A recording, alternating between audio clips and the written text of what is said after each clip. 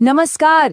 इतिहास में ना कुछ कहानियां ऐसी होती हैं जिन पर यकीन करना मुश्किल हो जाता है। आज हम एक ऐसे ही सम्राट की कहानी जानने वाले हैं जिसने अपनी तलवार फेंककर विचारों को अपना सबसे बड़ा हथियार बना लिया। ये कहानी है सम्राट अशोक और उनके अनोखे धम्म की। तो सबसे बड़ा सवाल यही उठता है कि एक सम्राट जिसने खून खराबे से अपना साम्राज्य बनाया, वो अचानक शांति का दूत कैसे बन गया। चलिए इस जबरदस्त बदलाव के पीछे की पूरी कहानी समझते हैं। तो चलिए कहानी शुरू करते हैं मौर्य साम्राज्य के उस दौर से जब वो अपने चरम पर था। अशोक को अपने दादा चंद्रगुप्त मौर्य से एक बहुत बड़ा साम्राज्य विरासत में मिला था। इतना बड़ा कि उसकी सीमाएं आज के ईरान से लेकर बंगाल तक फैली हुई थीं। मतलब उस जमाने की एक सुपर पावर। शुरू में अशोक बिल्कुल अपने दादा और पिता के नक्शे कदम पर चले। उनका बस एक ही लक्ष्य था, लड़ाई जीतो और साम्राज्य को और बड़ा करो। वो एक बहुत ही एम्बिशियस और सच कहें तो एक क्रूर शासक के तौर पर जाने जाते थे, जिन्हें हर कीमत पर जीत चाहिए थी। लेकिन फिर उनके राज के 8वें साल में एक ऐसी घटना हुई जिसने इतिहास का रुख ही मोड़ दिया, और वो घटना थी कलिंग की लड़ाई।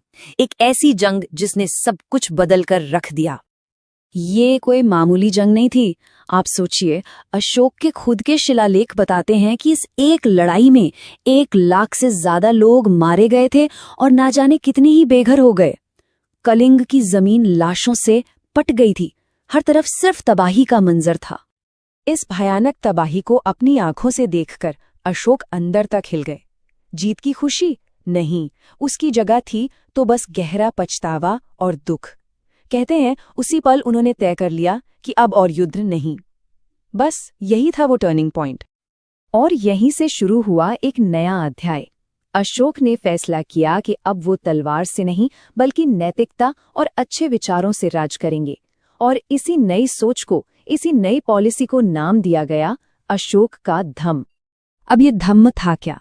देखिए, ये कोई नया रिलीजन या धर्म नहीं था। धम्म असल में संस्कृत के शब्द धर्म का ही एक रूप है। ये एक तरह का मॉरल कोड था, जीने का एक सही तरीका, जो किसी एक धर्म पर नहीं बल्कि सभी धर्मों की अच्छी बातों पर आधारित था। तो धम्म के सिद्धांत क्या थे? बहुत सीधे और सरल, जैसे कि अहिंसा, मतलब किसी भी जीव को तकलीफ ना देना, सभी धर्मों की इज्जत करना, बड़ों का आदर करना, आम लोगों की भलाई के लिए काम करना, दान और दया का भाव रखना। ये ऐसी बातें थीं जिन्हें कोई भी किसी भी धर्म का इंसान अपना सकता था। और कमाल की बात यह है कि अशोक ने ये सारी बातें सिर्फ किताबों तक नहीं रखी। उन्होंने इसे पत्थर के बड़े बड़े खंभों और चट्टानों पर खुदवाया और पूरे साम्राज्य में लगवा दिया। ये एक तरह से सम्राट का अपनी जनता से सीधा कम्युनिकेशन था, जो उस जमाने में किसी ने सोचा भी नहीं था। मतलब ये सिर्फ कहने की बातें नहीं थी, ये असल में लागू की जा रही थी। जैसे एक शिलालेख में वो जानवरों की बलि पर रोक लगाते हैं, जो अहिंसा का सबसे बड़ा सबूत है, तो दूसरे में वो इंसानों और जानवरों दोनों के लिए अस्पताल, सड़कें और कुएं बनवाने का हुक्म देते हैं। यही तो था धम्मा इन प्रैक्टिस।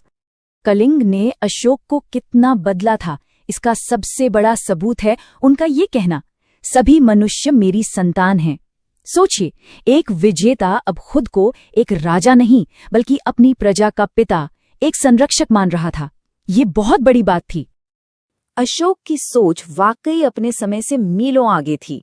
एक और शिलालेख में वो कहते हैं कि अपने धर्म का आदर करो, लेकिन किसी दूसरे के धर्म की बिना वजह बुराई मत करो।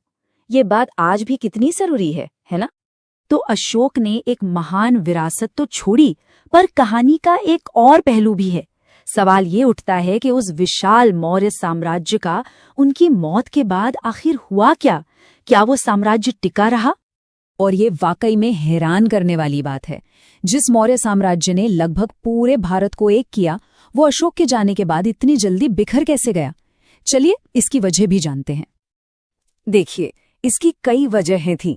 सबसे बड़ी वजह, अशोक के बाद जो राजा आए वो उतने काबिल नहीं थे, और जब केंद्र में राजा कमजोर होता है तो पूरा सिस्टम चरमरा जाता है। दूर के गवर्नरों ने मनमानी शुरू कर दी, जनता पर टैक्स का बोझ बढ़ गया और साम्राज्य अंदर से खोखला होने लगा। और नतीजा ये हुआ कि अशोक की मौत के महज 50 साल के अंदर वो महान मौर्य साम्राज्य इतिहास के पन्नों में सिमट कर रह गया। एक युग का अंत हो गया। तो अशोक की ये कहानी हमें एक बहुत बड़े सवाल के साथ छोड़ जाती है। उन्होंने ये तो साबित किया कि एक क्रूर शासक भी बदल सकता है, पर क्या सिर्फ एक शासक की अच्छाई और नैतिकता एक पूरे साम्राज्य को हमेशा के लिए बचाए रख सकती है? ये एक ऐसा सवाल है जिस पर सोचना बहुत जरूरी है।